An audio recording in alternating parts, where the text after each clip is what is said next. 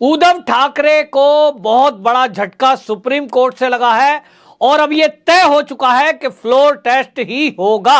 आपको बताएं कि जो उद्धव ठाकरे और महाविकास अघाड़ी अभी तक दावा ठोक रहे थे कि उनके पास पूरा बहुमत है और वो फ्लोर टेस्ट के लिए तैयार हैं, वो फ्लोर टेस्ट पास कर लेंगे। उनके तो जो एकनाथ शिंदे गुट में विधायक हैं वो जबरदस्ती अपहरण करके रखे गए हैं। 25 विधायक हमारे संपर्क में हैं, फोन कर रहे हैं जो हमें ही वोट करेंगे। तो अब ये उद्धव ठाकरे की पोल खुली है और महाविकास अघाड़ी की बौखलाहट सामने आई है और ये बताता है कि जिस तरह से फ्लोर टेस्ट को रुकवाने के लिए वो सुप्रीम कोर्ट गए, इसी से पता लग रहा था कि ये महाविकास अघाड़ी के दावे सब खोखले हैं, खोखले दावे थे।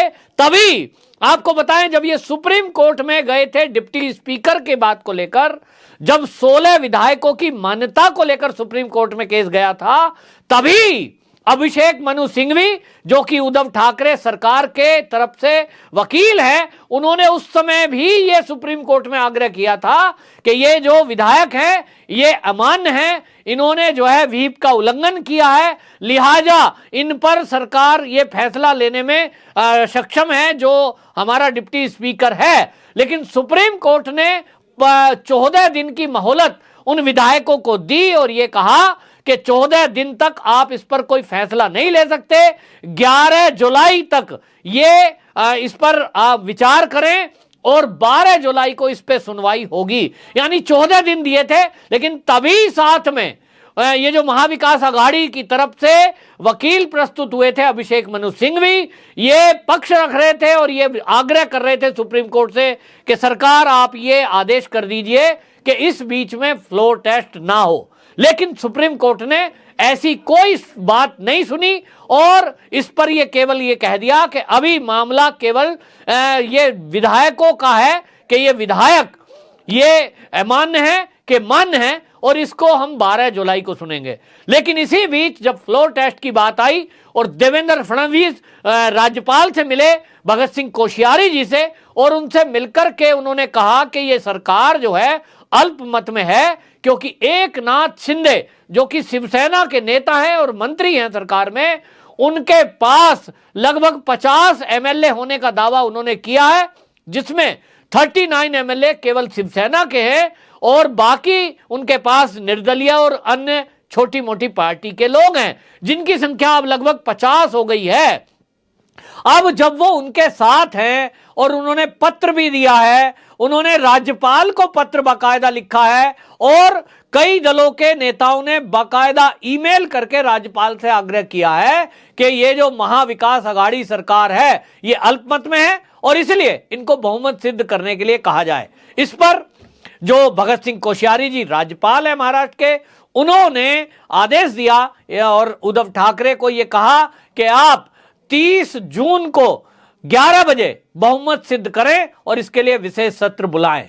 जैसे ही यह आदेश उनको मिला, उद्धव ठाकरे और महाविकास अघाड़ी ये बौखला गए और इनको लगा कि भाई अब तो बहुमत सिद्ध करना पड़ेगा, बहुमत है नहीं। तो जो दावे हैं ये इसका मतलब फर्जी किए जा रहे थे, क्योंकि इसको रुकवाने के लिए उस सुप्रीम कोर्ट क्यों गए, ये एक सवाल है। यदि उद्धव ठाकरे जी के पास, यदि महाविकास अघाड़ी के पास पूरे आंकड़े हैं, तब फिर वो जो पहले भाषा बोल रहे थे वो भाषा उनको बोलनी चाहिए थी और उनको कहना चाहिए था ठीक है जी राज्यपाल जी, आपने हमें 11 बजे का टाइम दिया है, 30 जून को हम बहुमत सिद्ध कर देंगे।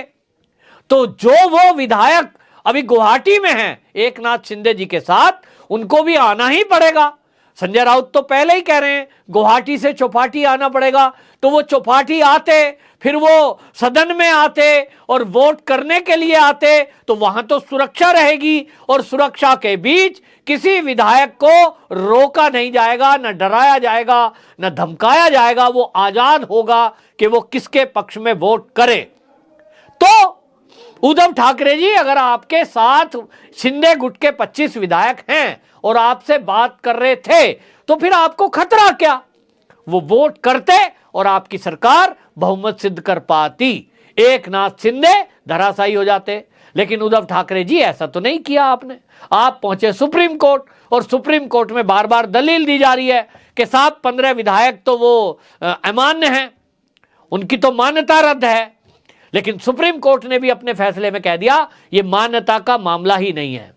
अगर आपके पास बहुमत है तो फ्लोर टेस्ट जाइए, फ्लोर टेस्ट में अपना बहुमत सिद्ध करिए। उस पर निर्णय हम बाद में करेंगे कि ये जो 15 विधायक हैं इनकी वोट मान्य है कि नहीं है, ये फैसला बाद में होगा। और यही करारा झटका है। तो ये जो झटका लगा, इसके बाद ये तय हो गया है कि फ्लोर टेस्ट निश्चित होगा। और अब फ्लोर टेस्ट के पहले देखना यह है कि उद्धव ठाकरे अपनी इज्जत बचाने के लिए वो इस्तीफा देते हैं या फ्लोर टेस्ट में फेल होने के बाद देंगे।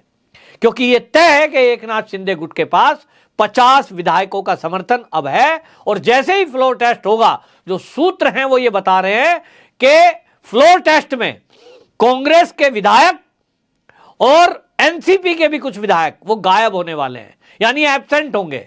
अभी मीटिंग चल रही थी और महाविकास अघाड़ी की जो बैठक बुलाई उसमें कांग्रेस के एक विधायक बीच में मीटिंग छोड़कर चले गए। यह बता रहा है कि महाविकास अघाड़ी के साथ शिवसेना के अलावा कांग्रेस और एनसीपी के भी जो विधायक हैं वो भी, फ्लोर टेस्ट की बात आ रही है, वो एब्सेंट होंगे या विरोध में वोट करेंगे। यानी मामला अभी और गंभीर होने वाला है। तो उद्धव ठाकरे जी अब ये सारे आंकड़े देख रहे हैं। अब क्या वो खुद इस्तीफा दे देंगे या वो फ्लोर टेस्ट में उतरकर वहां अपने आप को फेल साबित होने देंगे, ये उनके ऊपर है। लेकिन अभी इसको लेकर के जिस तरह से सुप्रीम कोर्ट ने निर्देश दिया था कि सभी विधायकों की सुरक्षा मुहैया कराई जाए, उनको इंश्योर किया जाए, और जब ये सदन चलेगा विशेष, क्योंकि इसमें आदित्य ठाकरे, उद्धव ठाकरे, संजय राउत, इन सब ने धमकी दी है। यहां तक कि मुंबई की जो मेयर है उन्होंने भी धमकी दी थी कि जितने भी बागी विधायक हैं इनको हम छोड़ेंगे नहीं। तो इसके लिए अब सुप्रीम कोर्ट के निर्देश में यह सारा फ्लोर टेस्ट होगा और इसमें केंद्र ने भी संज्ञान लिया है और केंद्र के आदेश पर अब सुरक्षा व्यवस्था बढ़ाई गई है। यानी सभी विधायकों की सुरक्षा की जाएगी जो एकनाथ शिंदे गुट के हैं, जो भारतीय जनता पार्टी के हैं, और ये पूरा निष्पक्ष रूप से ये वोटिंग हो सके सदन में, इसकी व्यवस्था के लिए भारी बंदोबस्त पुलिस का किया गया है। इसके लिए आपको बता दूं, जो मुख्य सचिव हैं उनको बाकायदा नोटिस गया था, सरकार को नोटिस दिया था, केंद्र सरकार को सुप्रीम कोर्ट ने नोटिस दिया था, और राज्यपाल से यह आग्रह किया गया था भारतीय जनता पार्टी के कार्यकर्ताओं के द्वारा कि उनको सुरक्षा दी जाए।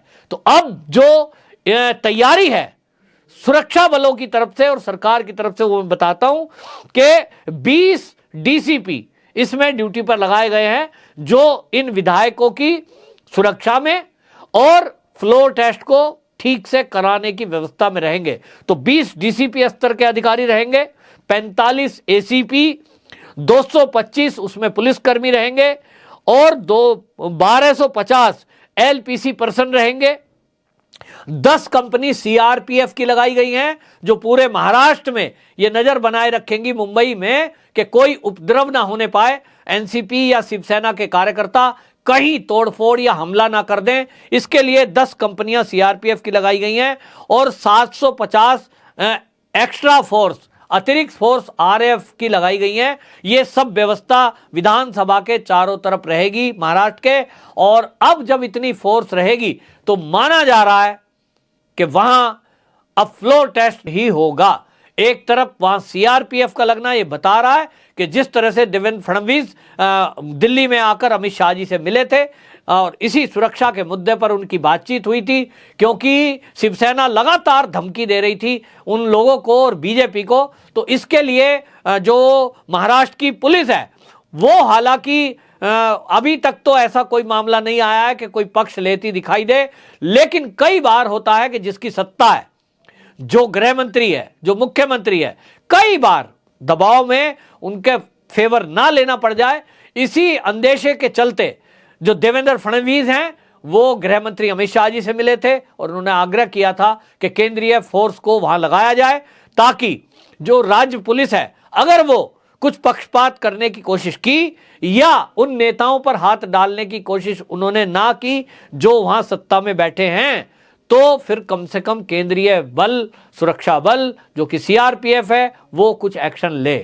और इसीलिए आपको बता दूं कि वहां 10 कंपनियां सीआरपीएफ की लगाई गई हैं, जो बता रहा है कि अमित शाह जी ने यह सख्त एक्शन लिया है और सुरक्षा मुहैया कराई है। अब निश्चित रूप से फ्लोर टेस्ट में देखते हैं क्या होगा, लेकिन जो सूत्र हैं वो ये बता रहे हैं कि इसी के पहले उद्धव ठाकरे इस्तीफा दे सकते हैं, क्योंकि वो पहले भी 2 बार ये कोशिश कर चुके हैं और कह चुके हैं कि मैं पहले से ही इस्तीफा देने को तैयार हूं। लेकिन वहां उनके आसपास के जो कुछ नेता हैं जो बिल्कुल इस तरह से मन बना चुके हैं कि उद्धव ठाकरे का पूरा अपमान करने के बाद ही इनको मुख्यमंत्री पद से हटने देंगे, ऐसे नेता उनको बार बार इस्तीफा देने से रोकते हैं। देखना होगा इस बार भी क्या वो रोक पाएंगे। वंदे मातरम।